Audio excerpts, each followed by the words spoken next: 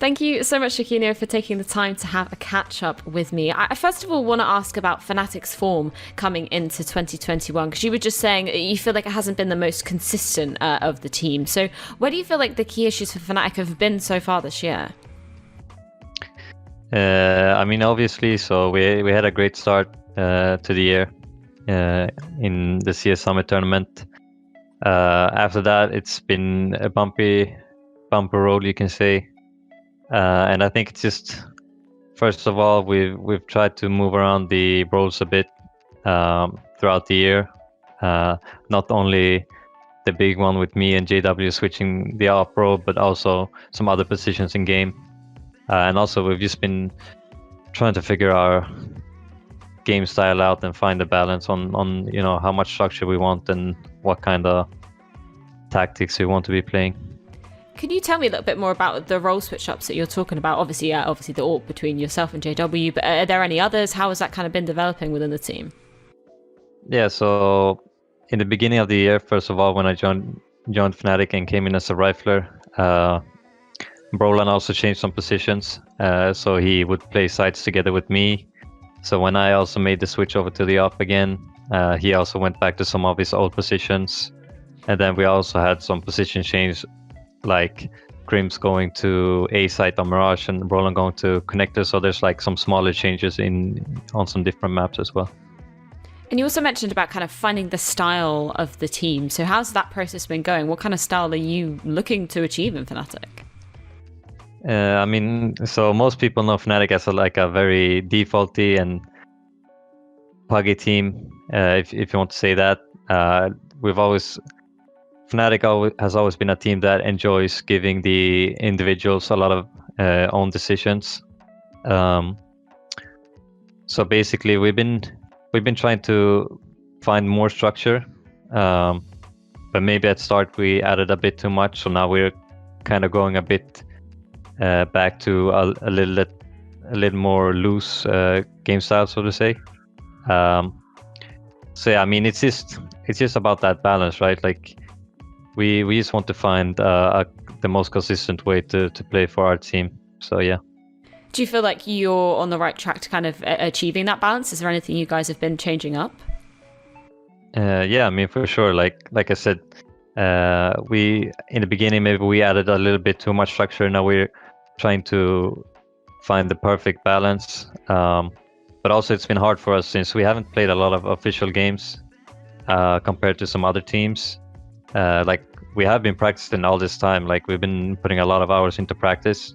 But it's different playing games and playing practice, because what works in practice doesn't necessarily work in games. So since we haven't played that much, it's also hard to say what really works for us.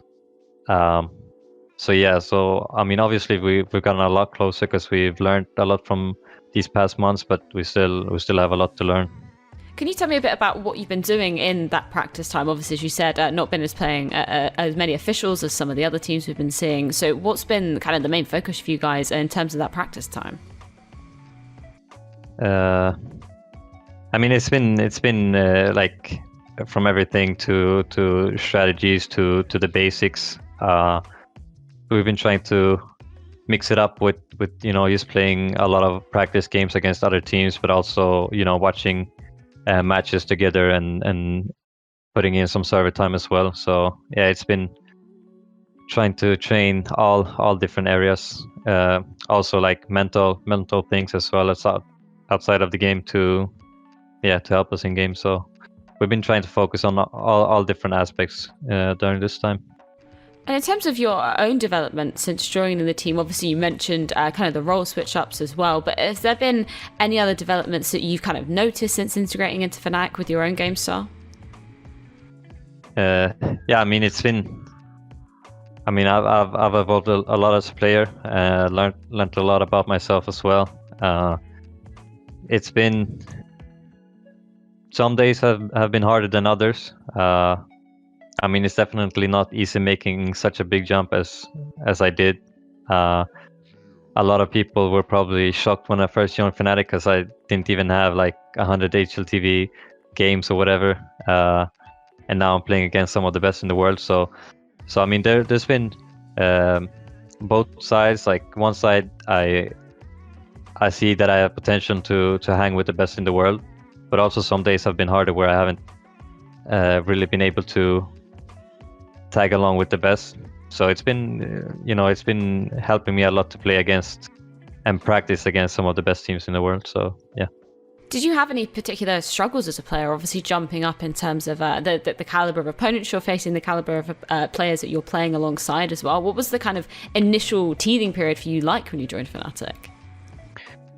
I mean, first of all, when I joined as a rifler, I've mostly been an AWPer all of my career, and like I mentioned, I don't have that much experience.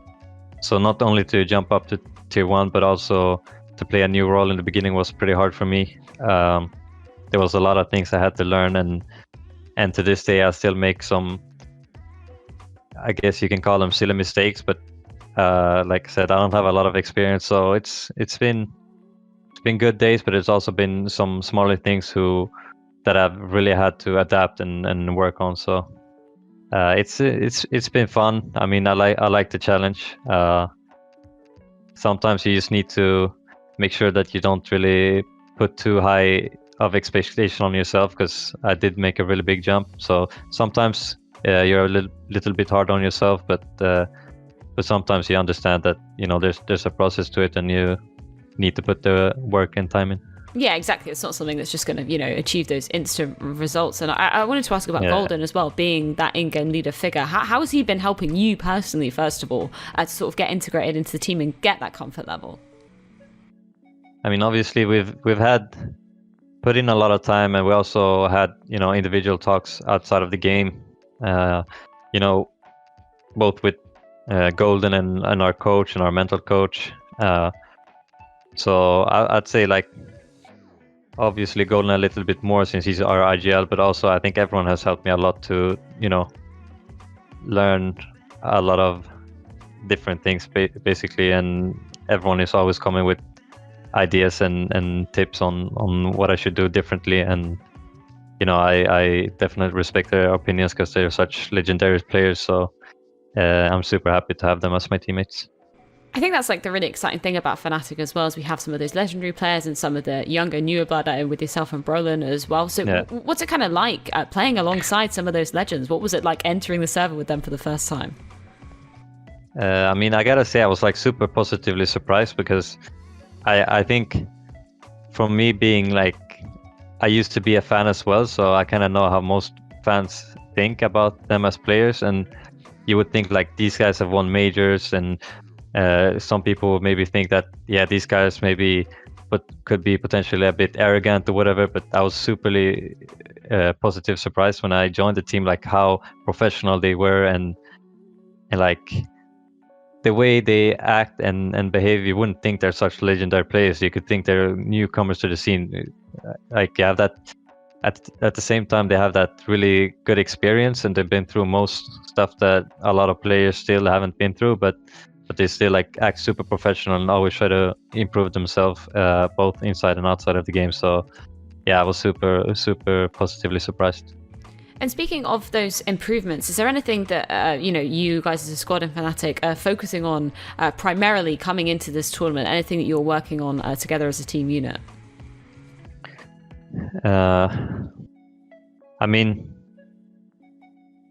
it's hard to say. Like, we try to put in every aspect, and I mean, the mental aspect for our team has been really a key point on when we perform well and when we don't. So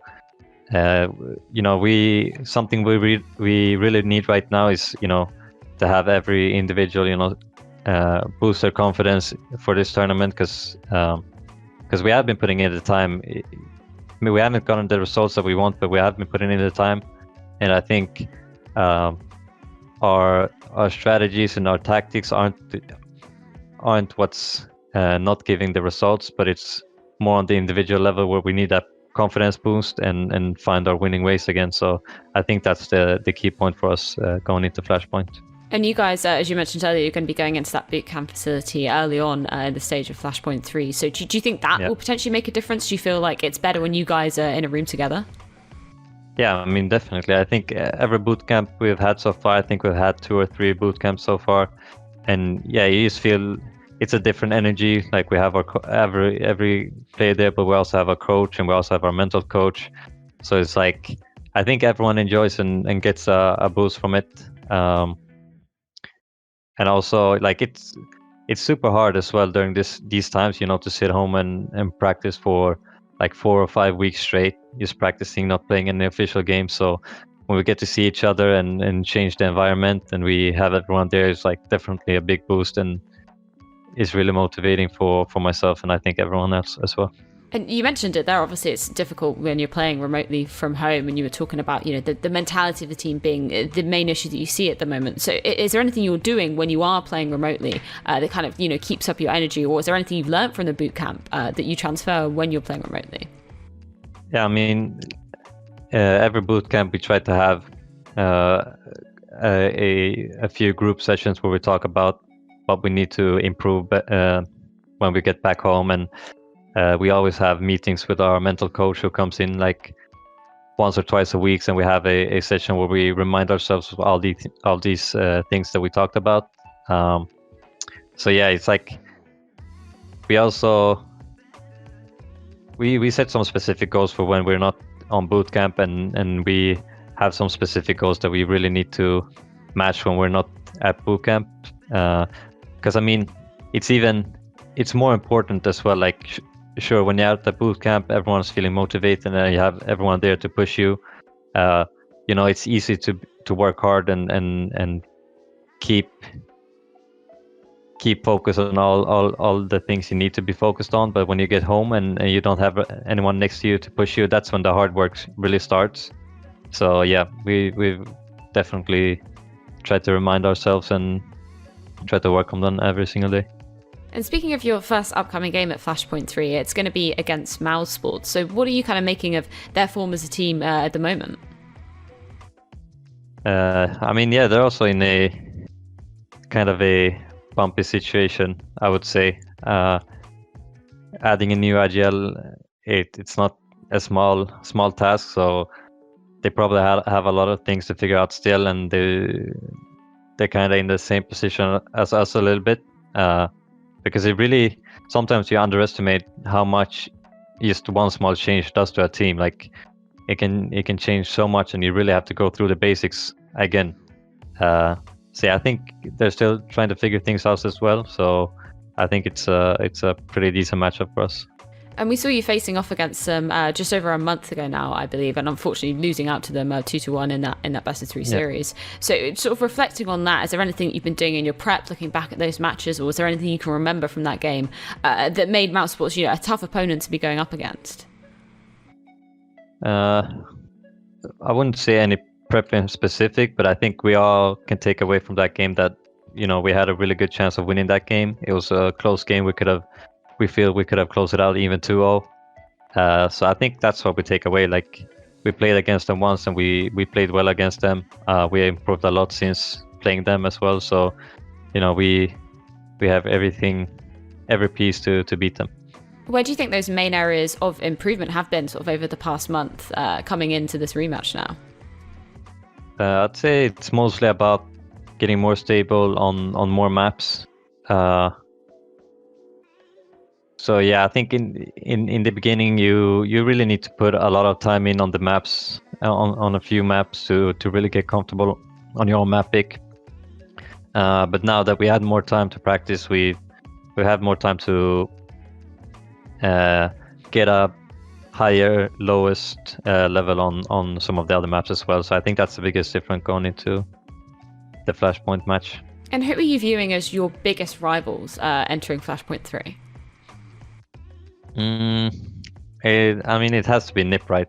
The Fnatic NiP rivalry has always been a big one, and we still haven't played them. I still haven't played them since joining Fnatic, and I have my old teammate CTR in there as well, and I know most of them as well personally. So I think it's like a brotherhood that I have to some of those players, but also like a rivalry. So I'm really looking forward to playing them for the first time, and it's possible that we play at Flashpoint. Yeah, I really hope we see the collision of those two sides. Obviously, a legendary rivalry that's come through Counter-Strike history, and also a really big change to NIP, adding in Device as well. What was your kind of take on that? Were you surprised to see him entering the team?